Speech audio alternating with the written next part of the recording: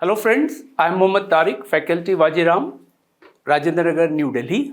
We are going to discuss today why to choose history as an optional subject, what are its advantages vis-a-vis many other optional subjects. Of course, each optional subjects are good and you have to decide.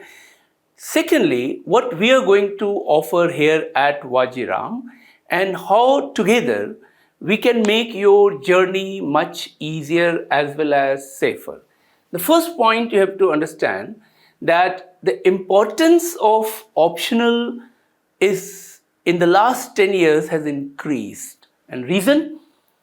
The GS marks put together out of 1000, students are scoring between 400 to 450. I have many my students who scored 430, 40, 50, even 460, but they're not in final selection list. But those students who scored 300, even 280, even 270, they are in ranks, All India top 10, top 20, top 30, and each subject would have its representation in the first 20, first 30, first 50 if you scan the last 10-year result. So optional subjects are very important, and unlike GS, it is very, very predictable. You have to develop an expertise in your optional chosen subjects like history, and you have to be little sincere and regular in your preparation of this subject. That would ensure you're getting 280 plus, you're getting 300 plus, and let me tell you, it's not difficult. I'm not saying it's easy, but it is very, very much possible. Unlike GS, the size of each GS paper 1, 2, 3, 4 is huge. So even if you are very, very brilliant student, because of the size and the volume and the dynamics of the topic, it's almost impossible to score 500, that is 50% out of 1000. But you can score easily with certain help from the teachers and the mentors here, 400 to 450 in GS also. But here what we are discussing, how to ensure 280 plus, 300 plus in subject like history. The first thing you have to understand that history itself is not important for optional paper, but also important for each part of GS1. If you know in GS1, we have two segments which is directly connected with history. One is history itself, whether ancient, medieval, world, modern history, art and culture, this is directly in paper 1. And then social issues. The social issues is very much interlinked with the sociology and history. If you have read history properly, you can easily handle the topic of women, the topic of tribals, the topic of industrial workers and their issues, the topics of migrations, the topics of urbanization. All these are taught in history as well as sociology. So a student who have read history optional, for them this social issues topic is a cakewalk. Paper 2, polity and international relation. You know, the Constitution of India evolved during the freedom struggle period. Those ideals like liberty, equality, fraternity, justice were the basis of our freedom struggle. So a student who is a student of history optional can easily answer many questions related to preamble, directive principle of state policy, fundamental rights, and some of the key issues which are related to lawmaking. For instance, uniform civil code. And you would learn in history that how this issue was an important issue during colonial period and what were the stands of our nationalist leader at that time and what is going on right now in India. Like Uttarakhand government has already passed and most political parties have almost promised for UCC across the country. So a student who have optional history can write much better on issues like UCC, on issues like communalism. Similarly, in paper 2, you have international relation. What is international relation? The relationship between India and her neighbor, India and major powers, India and major institutions. Now, when you read world history, you would come across all those institutions, all those relationships, and the policies, the principle, for instance, Panchsheel principle, for instance, United Nations Charter. This is all part of your history optional paper. So obviously, a student who have read world history carefully, for she or he, IR is just an extension of that world history. So it's like they just have to add another 30-40%. 50% is already ready. For instance, when you're talking about European Union. Now, European Union emerged after Second World War. For instance, you're talking about NATO, Warsaw. This all emerged during Cold War period. And if you know what is the reason for Russia-Ukraine war, which is part of your IR, you would find that Russia was fearing that Ukraine would join NATO. And NATO is expanding its political base, military base in Europe. That is the reason for Russia-Ukraine war, which would be part of your IR, and it is connected with world history. Similarly, paper 3. In paper 3, you have papers like geography, you have papers like economy. For instance, land reform. Now, land reform is a very important topic taught in economy, in geography, in history, in political science, as well as in sociology.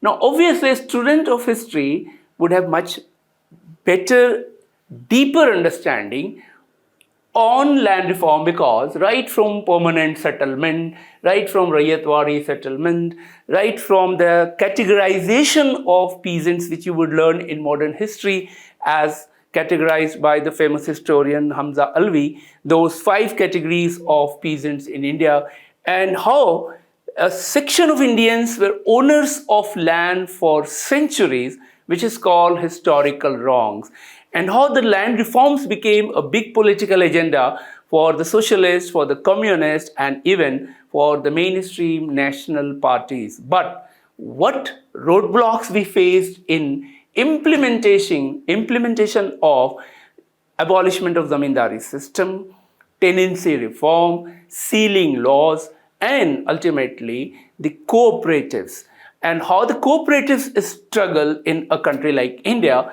that also would be a part of your paper 3, which of course you would learn more through paper like history. Now, many students have a fear that the size of history syllabus is very big, which is a myth. UPSC has given equal opportunity to all. Other than language and literature, almost all subjects is more or less of the same length and width and depth. Once you go inside, then you would realize that by and large it is same. In fact, in history, you can skip many such topics. For instance, if you are studying medieval India, and if I divide medieval India into 3 parts, the early medieval, the Delhi Sultans, the Mughals, you can skip, say, entire Delhi Sultanate, and still you can answer question from section 1 or 3, or you can skip entire early Delhi Sultan, early medieval India, and you can question from 2 and 3, or you can skip entire Mughal India, and yet you can do without losing any marks from early medieval and Delhi Sultans. This trick, of course, we will tell how to minimize your working load and how to maximize the quality of your study and answer writing. Another important point which you have to keep in your mind, that there are certain subjects whose resources are not very well available because the researches have not been done. Suppose a subject like geology, suppose a subject like public administration.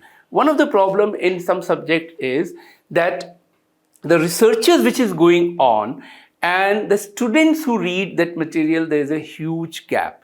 This is not in history because we will only suggest you one standard textbook for modern, for ancient, for medieval, for world history. Our most important source is our study material that includes our class notes here at Vajiram. That includes our printed notes which each of us, the faculty members, as well as the institution together have made. And this is from multiple sources, say 20 historians book. So in the class, you would get the clarity of concepts, major points, and even some dictated notes. Whereas you would get, as written by some faculty who are going to teach you, those printed materials topic wise. So it is like value addition. And the institution would also give apart from this. So you don't need any other, just for a further value addition to get it little 20 extra marks. We suggest definitely to read historians like Bipin Chandra, R.S. Sharma, Satish Chandra, etc. so that you should be aware about their interpretation on various historical events. Another important thing, what we at Vajiram are going to provide you, all the faculty members, the staff members, and the technical team put together are working for your success. This is the reason why we are producing better results. Now, the first thing, that apart from classroom teachings, we have a tradition of hand holding. Right from the top till the bottom, each one are going to help. After the class, we are available. We are available to take your notes which you make and we can correct it. We are available when you write on your own some answers, and we can check and we can give some remarks, which we have already done to your seniors and many selected candidates. We will provide some test material, some questions which we will make. Some, of course, PYQ, you can take it from website. Some we will make in-house those questions with the help of teachers so that you can practice. Discussions is very important part in UPSC exam, so that those ideas which is discussed, it would strike in your mind during your writing, and you would never struggle of any ideas. And most importantly, once you are here, those 5-6 months and even beyond, when you are finished with the course, you are welcome to come again with your writing, as writing practice is very important part of optional as well as GS as well as essay. And don't forget that this subject like history would also help tremendously in writing one complete essay without preparation extra, because the topics would be based on those issues which human beings have confronted since centuries. For instance, be the change what you want to see in others. Mahatma Gandhi said it. Once we discuss Mahatma Gandhi, you would automatically know what does it mean. When you are reading Buddha, when you are reading Vivekanand, when you are reading Guru Nanak, when you are reading some of the issues, socialism, capitalism, imperialism, caste in India, these are the topics which are very much hot topic in essay. So a history student would have a better essay writing skill, because her language, her expression would also going to be improved in the next 5-6 months thanks to subject like history. So these are those advantages which you have while taking history as an optional paper. At Vajiram, of course, we are ready to help you all the time. Thank you very much. May God bless you.